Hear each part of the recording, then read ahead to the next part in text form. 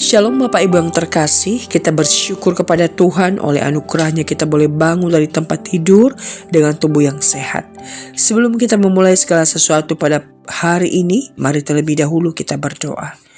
Bapa, terima kasih atas penyertaan dan kasih setiamu yang terus Engkau nyatakan di dalam hidup kami. Pagi hari ini sebelum kami memulai segala sesuatu, kami datang kepada Tuhan. Kami memohon hikmat-Mu agar ketika kami membaca firman Tuhan, kami boleh mengerti dan menjadikannya sebagai pedoman hidup kami setiap hari. Demi nama Yesus kami bersyukur dan berdoa. Amin. Pagi hari ini saya mengajak kita membaca dalam Ulangan pasal 11 ayat 16. Berbunyi demikian, hati-hatilah supaya jangan hatimu terpikat, sehingga kamu menyimpang dan beribadah kepada Allah lain, serta sujud menyembah kepadanya. Saudara, ayat ini muncul di tengah-tengah penegasan tentang kasih dan kesetiaan kepada Tuhan sebagai respons atas anugerah perjanjiannya.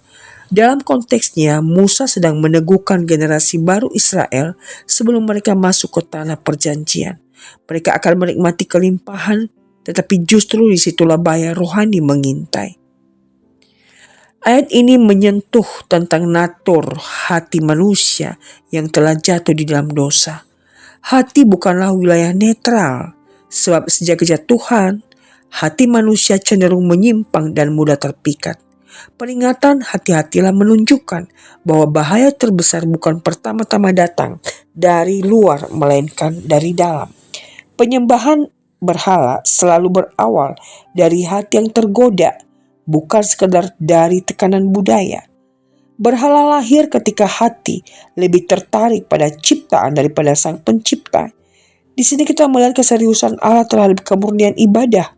Dalam kerangka perjanjian, Israel telah ditebus dari Mesir, bukan hanya untuk bebas secara politis, tetapi untuk menjadi umat yang menyembah Tuhan saja. Maka penyimpangan hati adalah pengkhianatan perjanjian. Ayat ini menegaskan bahwa keselamatan oleh anugerah tidak pernah meniadakan panggilan kepada ketaatan. Justru anugerah menjadi dasar dan dorongan untuk setia. Ayat ini juga memperlihatkan bahwa penyembahan yang salah bukan sekadar kesalahan ritual, melainkan relasi yang rusak. Ketika hati terpikat, arah hidup pun berubah. Penyimpangan kecil yang dibiarkan akan berujung pada penyembahan yang keliru. Dosa selalu progresif, dimulai dari ketertarikan batin, berkembang menjadi kompromi, lalu menjadi penyembahan yang nyata. Namun peringatan ini juga mengandung kasih karunia. Allah memperingatkan karena Ia mengasihi umatnya. Ia tidak membiarkan mereka berjalan menuju kehancuran tanpa suara peringatan. Dalam terang seluruh Alkitab, kita melihat bahwa hati yang mudah terpikat hanya diperbarui oleh karya Roh Kudus. Hukum memperingatkan, tetapi anugerah dalam Kristus memperbaharui. Tanpa pembaruan hati, manusia akan terus menciptakan ala-ala lain, entah itu kekayaan, keamanan, reputasi, atau bahkan pelayanan rohani itu sendiri. Saudara, renungan ini membawa kita untuk memeriksa hati.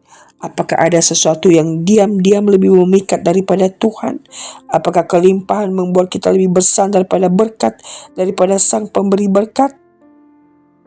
Ayat ini menekankan bahwa hati manusia adalah pabrik berhala, sehingga kewaspadaan rohani harus tetap dipelihara. Kesetiaan bukanlah hasil kekuatan diri, melainkan buah dari hati yang terus diikat kepada Tuhan melalui firman dan karya Roh. Akhirnya Ulangan 11 ayat 16 mengingatkan bahwa hidup umat perjanjian adalah hidup yang terus terjaga.